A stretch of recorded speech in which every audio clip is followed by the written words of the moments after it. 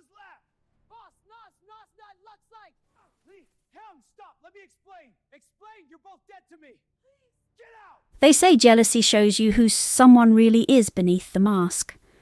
I learned that the night Jae-sung smashed a $2 million grand piano with his bare hands because his brother's arm was around my waist. But let me back up. My name is Nia, and 3 months ago I made the mistake of falling for a man who owned half the city and showed emotion about as often as it snowed in July. Jae-sung wasn't my boyfriend. We'd never put a label on whatever we were, but after weeks of late-night conversations, stolen moments in his penthouse, and the way he looked at me like I was the only real thing in his carefully constructed world, I thought I mattered. I thought wrong. Tonight was his brother's birthday. Min-jun, the charming one, the one who smiled easily and made jokes and didn't carry the weight of a criminal empire on his shoulders like it was slowly crushing him.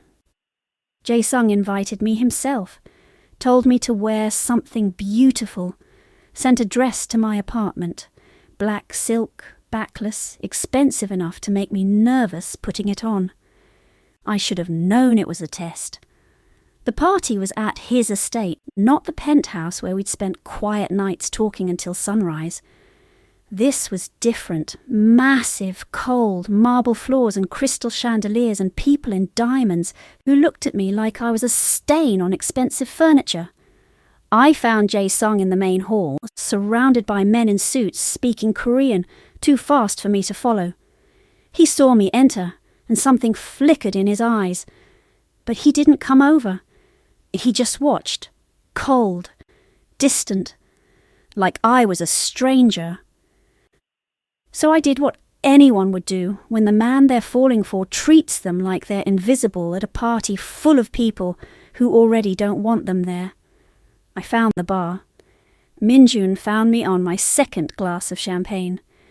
"You look miserable," he said, sliding onto the stool beside me with an easy smile. "I'm fine." "Liar!" He ordered a drink, studied me with the same sharp eyes his brother had, but warmer, kinder. "Let me guess. Jae-sung invited you, then ignored you the second you walked in." I didn't answer. Didn't need to. Min-jun laughed. "Classic. He does that. Brings someone into his world, then freezes them out the moment he realizes other people can see how much he cares. He doesn't care. He wouldn't have sent you that dress if he didn't." Min-jun gestured to the silk that suddenly felt too revealing. "That's his way of showing off, claiming territory without actually claiming it. That's messed up. That's my brother," he raised his glass. "Two emotionally unavailable men who ruin perfectly good parties." I clinked my glass against his, and for the first time all night I smiled. We talked. He made me laugh, asked about my life, my family, actually listened when I answered. He didn't treat me like a secret or a problem or something that needed to be hidden. He treated me like a person.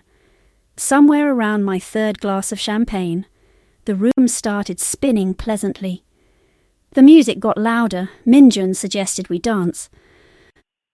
"I don't think that's a good idea," I said, glancing across the room where Jae-sung still stood, still surrounded, still not looking at me. "Why not? It's my birthday. Humour me." He held out his hand. I took it. The dance floor was crowded, bodies pressed close, music pulsing. Min-jun was a good dancer, confident, playful, nothing like his brother's controlled precision. At some point he spun me. I stumbled, laughing, champagne drunk and dizzy. His hands caught my waist to steady me. And that's when I felt it. The shift in the room, the sudden silence beneath the music. I looked up. Jae-sung stood 10 feet away, staring at us with an expression I'd never seen before. Rage, pure, unfiltered rage. Before I tell you what happened next, and trust me, you need to hear this, let me ask you something. Have you ever watched someone you cared about completely lose control because they finally realized what they were about to lose? If you've ever been caught between two people, one who ignored you and one who saw you, you already understand what's coming. Hit subscribe, not for me, but because stories like this remind us that sometimes the most dangerous thing you can do is make someone jealous who never admitted they loved you in the first place. Min-jun felt it too. His hands dropped from my waist immediately, but it was too late. The damage was done. Jae-sung didn't move, didn't blink, just stood there staring at us like we'd committed a crime punishable by death. And in his world, maybe we had. The music kept playing, but everyone around us had gone still, watching, waiting. Hyung, Min-jun said carefully, using the Korean word for older brother. His voice had lost all its playfulness. We were just... Get your hands off her. Jae-sung's voice was quiet, deadly quiet, the kind of quiet that made my skin crawl. She's not... Min-jun started. Now. Min-jun stepped back, hands raised in surrender. All right, relax, it was just a dance. Nothing with her is just anything. Jae-sung's eyes finally shifted to me, and what I saw there made my breath catch. Hurt, betrayal, fury all twisted together into something that looked like pain. You don't get to be mad, I said, finding my voice. You ignored me all night. So you throw yourself at my brother. I didn't throw myself at anyone. He was being nice. Something you clearly forgot how to do. Someone in the crowd gasped. You didn't talk to Jae-sung like that. Not in public. Not ever. His jaw clenched so tight I thought it might crack. Outside, now! I'm not going anywhere with you. Nia. My name came out like a warning. Don't test me, not tonight. Or what? I crossed my arms, champagne courage making me braver than I should have been. You'll smash something, throw a tantrum because your brother gave me the attention you were too proud to show. His eyes flickered to something behind me. The piano. The massive, custom-made grand piano that sat in the centre of the hall like a piece of art. White lacquer, gold trim. The kind of thing you saw in museums. Jae-sung, Min-jun said quietly. Don't! But I saw the decision in his eyes before he moved. He walked straight to the piano. He didn't hesitate. Jae-sung grabbed the edge of the piano lid and slammed it down. The sound cracked through the hall like a gunshot. People screamed. Someone dropped a glass. He lifted it again, slammed it harder. Young, stop! Min-jun started toward him, but two men in suits appeared from nowhere, blocking his path. Jae-sung ripped the music stand off, threw it across the room. It shattered against the marble floor. Then he grabbed one of the legs, solid wood, heavy, expensive, and kicked it until it splintered. I stood frozen, watching this man I thought I knew destroy something priceless with his bare hands like it meant nothing, like he felt nothing. But his face told a different story. His face was wrecked. Jae-sung, stop it! I finally found my legs, started toward him. He spun on me, chest heaving, knuckles already bleeding. You want to know why I didn't come to you tonight? His voice was raw, shredded, because everyone in this room is waiting for me to show weakness, waiting for proof that I care about something more than power, and the second I stood next to you, the second I touched you, they'd know. Know what? That you're the only thing in my life I can't afford to lose. He gestured violently at the destroyed piano. And my brother, my own blood, put his hands on you because he knew it would destroy me. I looked at Min-jun, who'd gone pale. That's not... I didn't... Min-jun stammered. You've wanted what I have since we were children, Jae-sung said, voice dropping to something lethal. My position, my respect, my father's legacy, and now you want her too. She's not a possession, I said. In my world, everything is a possession. He looked at me and I saw it finally. The truth he'd been hiding. Including you. The words should have made me angry. Instead, they broke my heart. Because I heard what he really meant. He didn't know how to love someone without owning them. I didn't ask to be owned, I said, voice shaking. No, you asked to be seen, to matter, and I gave you that. He stepped over the wreckage of the piano, glass crunching under his shoes. I gave you everything I had to give, and you repaid me by letting him touch you. He steadied me. I was dizzy. It was nothing. It's never nothing with you, Nia. He was close now, close enough that I could see the blood dripping from his knuckles, the wildness in his eyes. You walk into a room and everything shifts. You think I don't notice. You think every man here didn't watch you the second you arrived in that dress I sent you. Then maybe you should have stood next to me instead of pretending I didn't exist. I was protecting you. From what? From them. From this. He gestured at the destroyed room, the staring crowd, from the reality that being close to me makes you a target. Minjun laughed bitterly from across the room. That's rich, Young. You're not protecting her. You're protecting yourself. Jae-sung's head snapped toward his brother. Careful! Why? You've already destroyed your piano. What's next? Me? Minjun stepped forward, despite the guards. You want to know the truth? She came to me because you made her feel invisible. Because you're so terrified of showing emotion that you'd rather push away the one person who actually sees past your act. You don't know anything about what I feel. I know you're a coward. Minjun's voice was steady, devastating. Just like our father. The comparison landed like a physical blow. Jae-sung went completely still. Get out, he said quietly. This is my party. I said get out. His voice rose to something I'd never heard before. All of you, get out of my house. Now! The room erupted into chaos. People scrambling for exits, whispered conversations, the sharp click of expensive heels on marble. Minjun held my gaze for a moment, something like an apology in his eyes, then turned and left. Within minutes, the hall was empty. Just me and Jae-sung, and the ruins of what used to be a $2 million piano. You should go too, he said, not looking at me.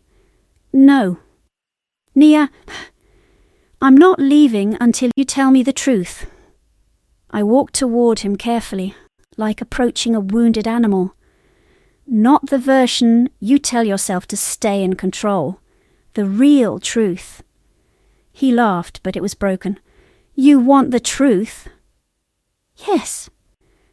The truth is, I've been lying to myself for 3 months. He finally looked at me and his eyes were red-rimmed, raw.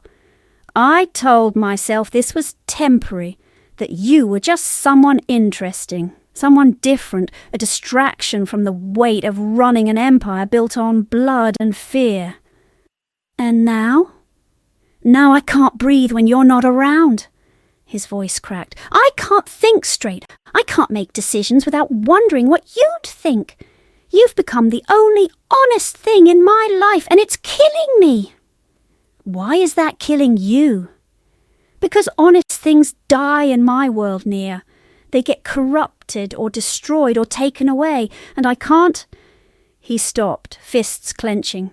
I watched my father love my mother, really love her, and it made him weak, made him sloppy, got her killed. My chest tightened. Jae-sung! She was pregnant. Did you know that? His voice was barely a whisper now. 8 months pregnant with my sister. They shot her because my father hesitated in a negotiation. Because he chose love over strategy for one single moment.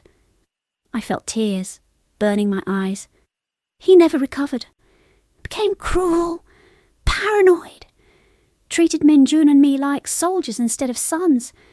And I swore I'd never let emotion compromise me like that. So, you push everyone away. I push away anything that makes me vulnerable. He looked at the destroyed piano. And you, Naya, make me more vulnerable than I've ever been. You know what hurts the most? Watching someone love you enough to destroy themselves trying not to. If you've ever been loved by someone who is terrified of loving you, you already know this pain. Don't just scroll past this. Subscribe. Join the people who understand that sometimes the most broken confessions are the most honest ones, because your story matters too. I closed the distance between us, stood in front of him, close enough to touch, close enough to see the way his chest rose and fell like he'd been running.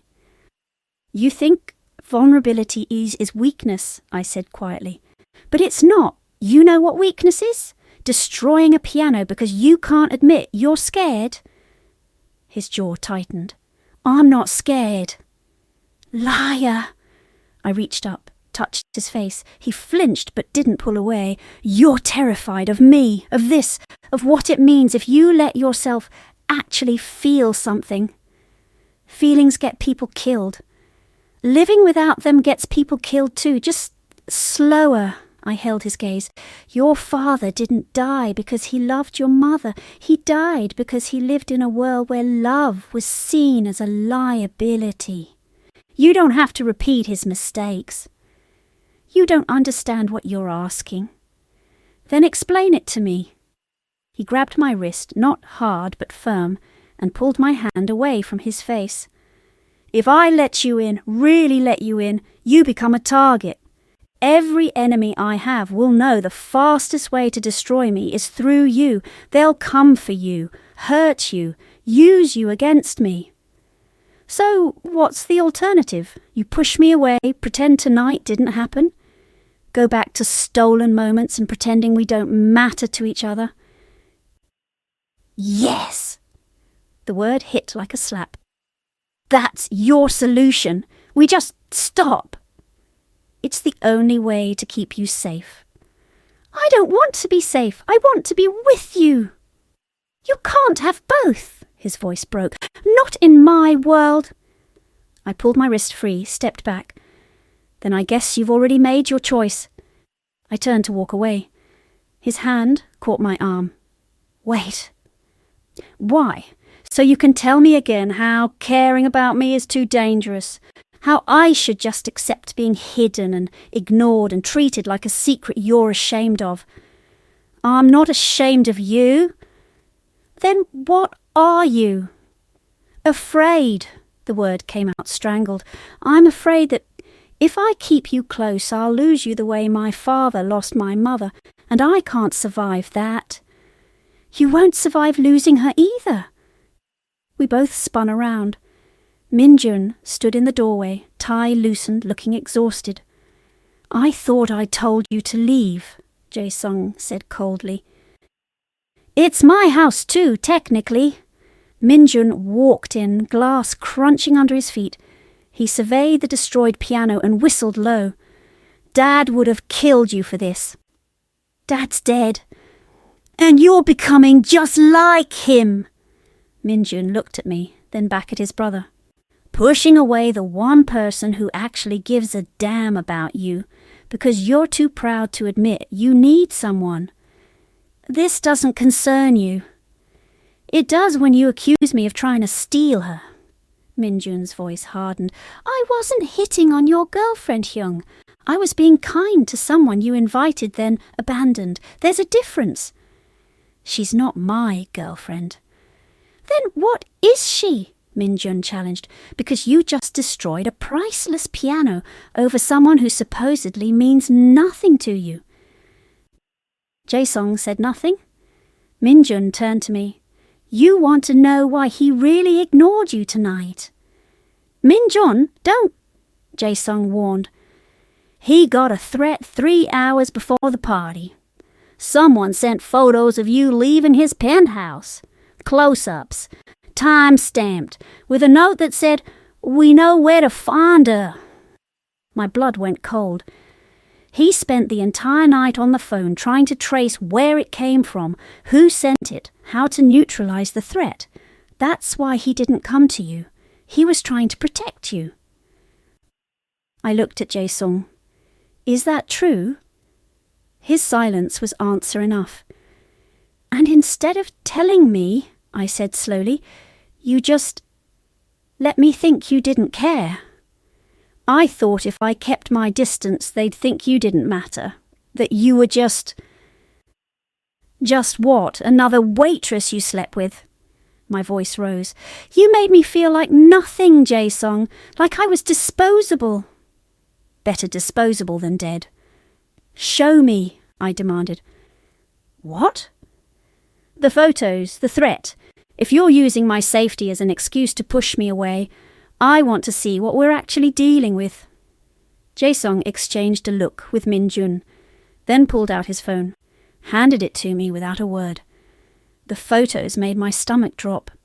Me leaving his building, getting into my car, walking into my apartment, at the grocery store, at work, dozens of them, weeks' worth of surveillance I'd never noticed. The note at the bottom was simple. She's easier to reach than you think. My hands shook. I gave the phone back. Who sent this? We don't know yet. Jae-sung's voice was flat, controlled again. The vulnerability from moments ago locked back down. Could be the Yakuza. Could be the Russians. Could be someone from my own organization testing my weaknesses. Your own people would do this? My own people would do worse if they thought it would give them leverage. He pocketed the phone. This is what I meant, Nia. This is the reality of my world. People don't just hurt you to hurt you. They hurt you to control me. So, what's your plan? Hide me? Push me away? Pretend I don't exist until they lose interest? My plan is to find whoever sent this and make sure they never threaten you again. And then what? Another threat comes. Another enemy. You push me away every time someone takes a photo. If that's what keeps you alive, I laughed bitterly. That's not living, Jae-sung. That's just existing, in fear, alone. Alone is safe. Alone is exactly what they want. Min-jun spoke up. You realize that, right? Whoever sent this wants you isolated, paranoid, making bad decisions because you're trying to protect something you won't even admit you care about. Jae-sung's eyes flashed dangerously at his brother. Stay out of this.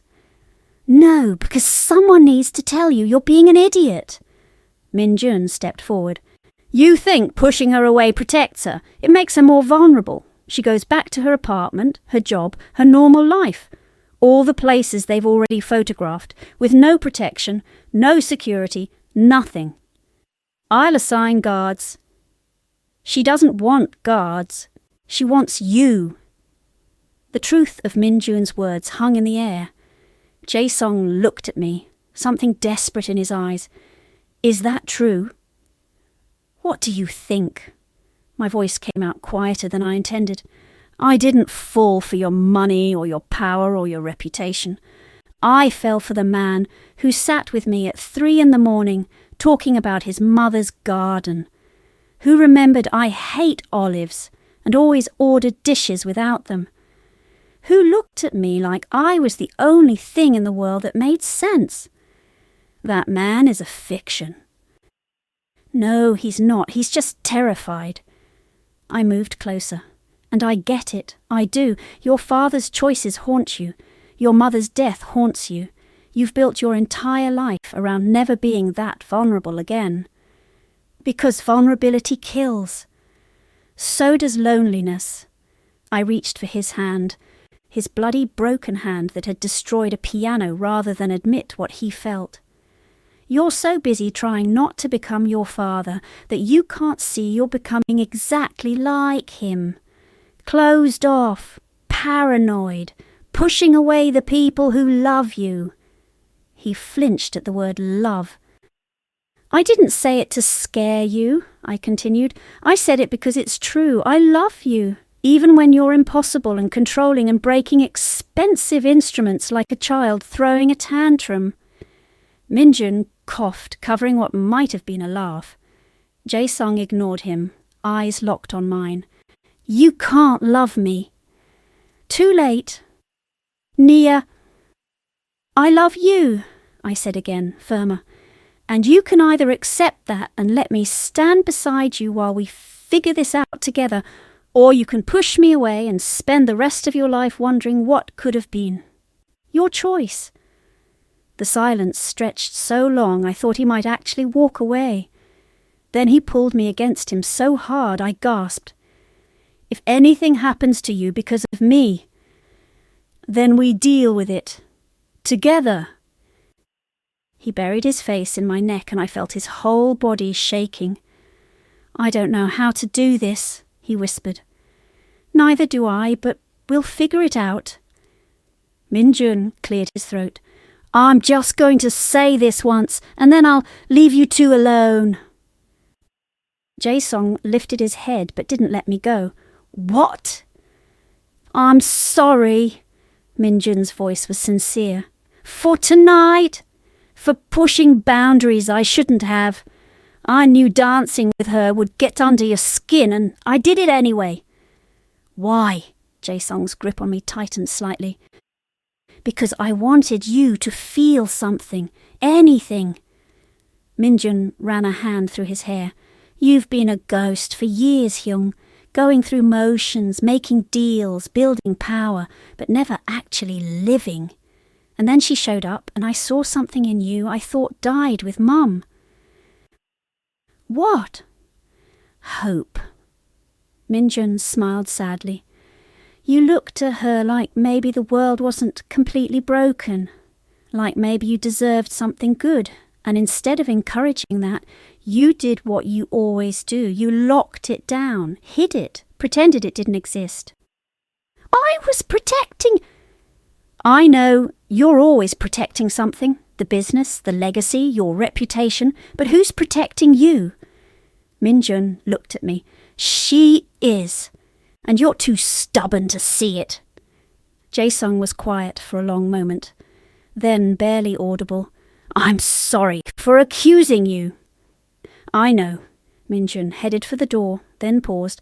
"For what it's worth, she's the best thing that's happened to you. Don't destroy that the way you destroyed the piano." He left. The silence that followed felt different. Lighter somehow. "Your brother's smarter than you give him credit for," I said. "He's always been smarter than me, just less willing to do what's necessary. Maybe what's necessary isn't always what you think it is."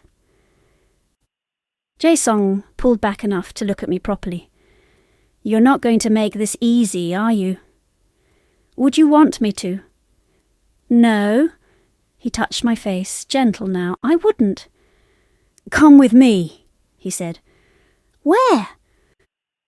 "Away from here, from the wreckage, from all of this." He gestured at the destroyed hall. "I need to think clearly, and I can't do that surrounded by reminders of how badly I handled tonight." He led me through corridors I'd never seen, up a private elevator to a rooftop garden I didn't know existed. The city sprawled below us, lights glittering like fallen stars. But up here, surrounded by carefully maintained trees and flowering plants, it felt like a different world. "My mother planted this," he said quietly, "before she died. It's the only place in this entire estate that's still hers." I understood immediately. This was sacred ground, and he'd brought me here. "It's beautiful." She used to say gardens were proof that beautiful things could grow in difficult soil. He sat on a stone bench, pulled me down beside him. I never understood what she meant until now. "And now?" Now I think she was talking about hope, about choosing to nurture something even when the world is trying to kill it. His hand found mine, laced our fingers together. "I meant what I said earlier," he continued, "about being afraid, about not knowing how to do this. It wasn't an excuse. It was the truth. I know. But I'm more afraid of losing you than I am of trying." He turned to face me fully. "So I'm asking, will you stay?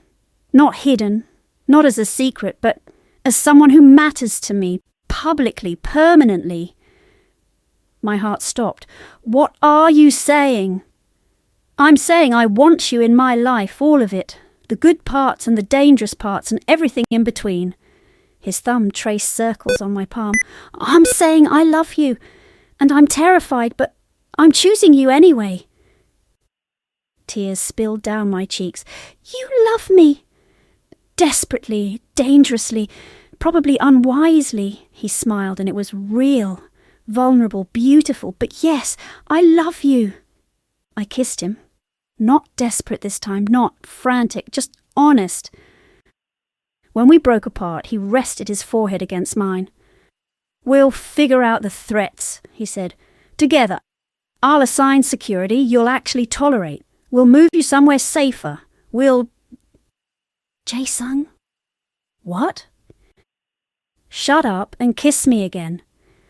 He did. When I finally stood my ground, when I demanded the truth instead of accepting his excuses, he called it brave. But tell me, where was his honesty when he was pushing me away for my own good? If you've ever had to choose between someone's protection and their presence, between safety and love, this channel is your space. Subscribe. Not for me, but for every person who refused to accept half-truths and demanded to be loved out loud. You're not asking for too much. You never were. We stayed in the garden for hours, talking, planning, learning how to navigate a relationship that existed outside the shadows. He told me about the security measures he'd put in place, the team he was assembling to track down whoever sent those photos, the safe house he wanted me to stay in until the threat was neutralized. I told him I'd agree to protection, but I wasn't hiding, wasn't giving up my job or my life or my independence just because someone took pictures. We were still debating the details when his phone buzzed. He checked it, and his entire body went rigid. "What is it?" "They sent another message." His voice was ice. 20 minutes ago." "What does it say?" He showed me. A single photo, taken tonight, of me and Min Jun on the dance floor, his hands on my waist, and beneath it, beautiful couple. Would be a shame if something happened to her. My blood turned cold. They were here, at the party. Inside my own house. Jae-sung stood abruptly, already dialing, which means someone on my security team is compromised. He barked orders in Korean, pacing the rooftop like a caged animal. I caught fragments, lock down, sweep the grounds, check every guest on the list. When he hung up, his expression was lethal. "This changes things." How? Whoever's doing this isn't just watching from a distance. They're embedded, close enough to attend family events, close enough to move freely in my home. He looked at me, and I saw the decision forming. "You can't stay here tonight. It's not safe."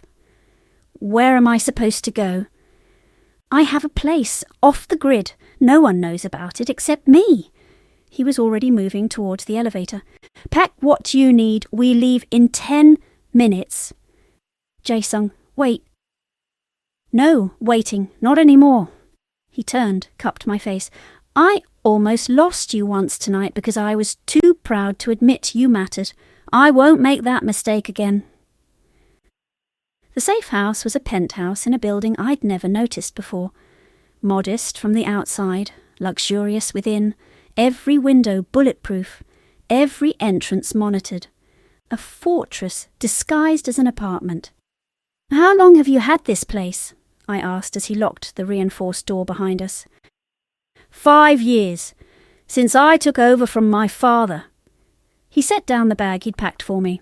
I built it for moments like this, when the world gets too dangerous and I need somewhere no one can find me. Have you ever brought anyone here before? No.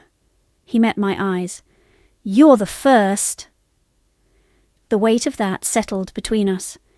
He'd brought me to his most secure location, his final refuge, the place he retreated when everything else failed.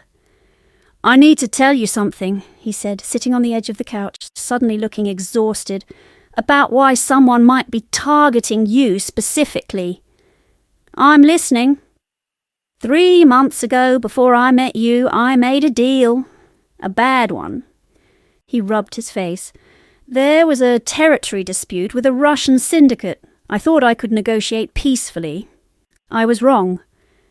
What happened? Their leader, Dmitry Volkov, wanted a partnership. I refused. He saw it as disrespect. Jae-sung's jaw tightened. 2 weeks later, his son turned up dead. Overdose. But Dmitry thinks I had him killed as retaliation. Did you? No, the kid had a drug problem everyone knew about, but Dmitry needed someone to blame, and I was convenient. He looked at me. He's been looking for leverage ever since, a way to hurt me the way he thinks I hurt him. Understanding crashed over me, and I'm that leverage.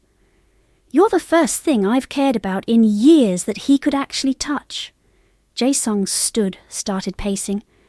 I should have seen this coming. Should have kept you at a distance from the start. But you didn't.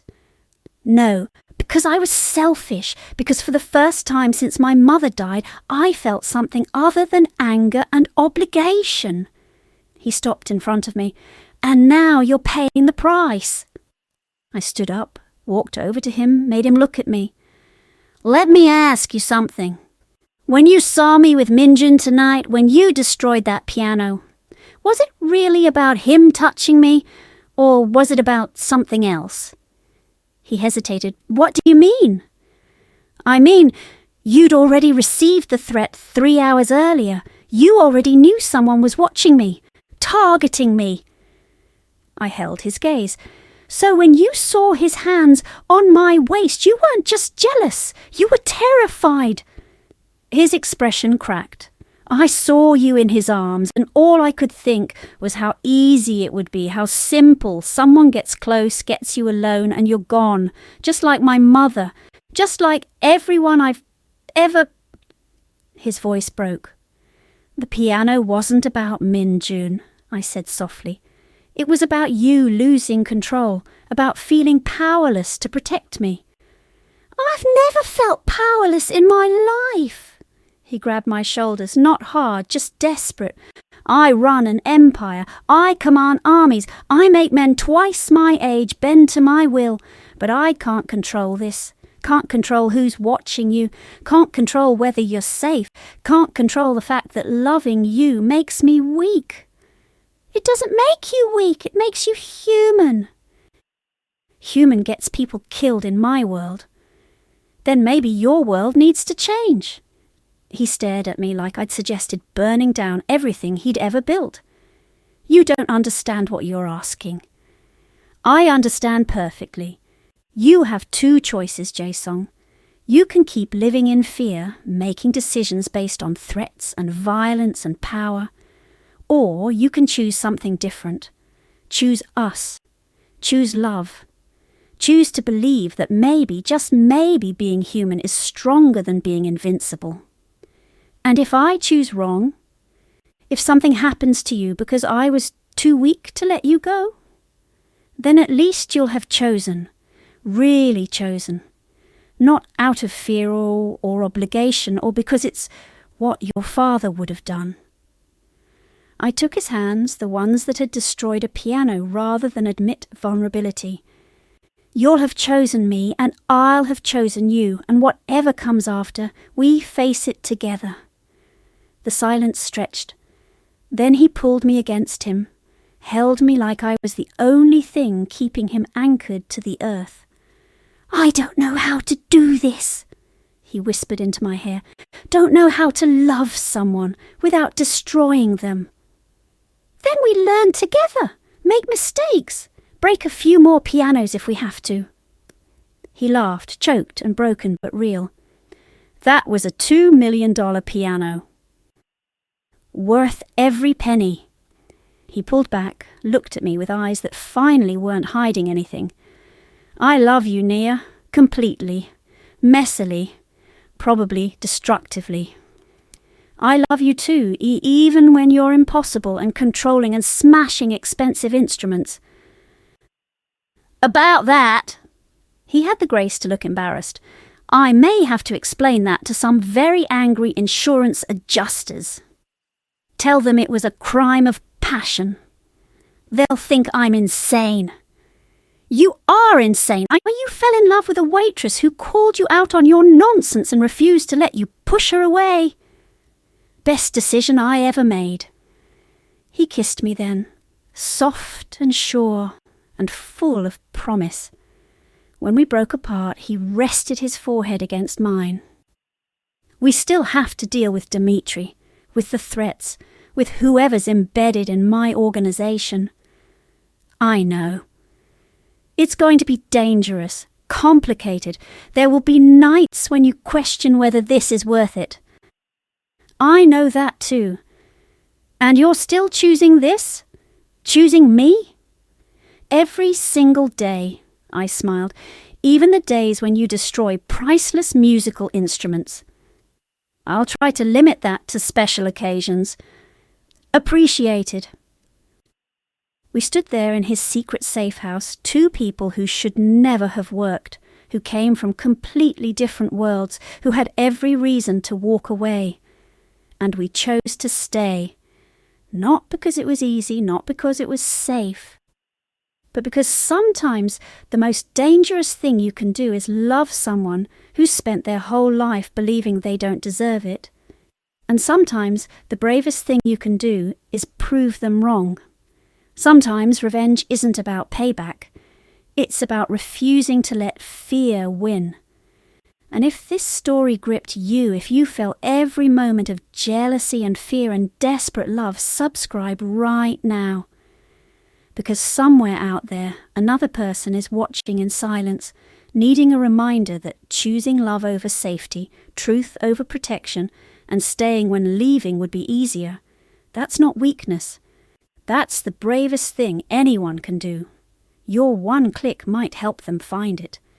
And for everyone who's ever loved, someone who was terrified of being loved, who destroyed things rather than admit they were scared, you're not alone. We see you. Hit that subscribe button and join this community. Thank you for being here. Thank you for choosing connection over fear. Now, let's see what happens next.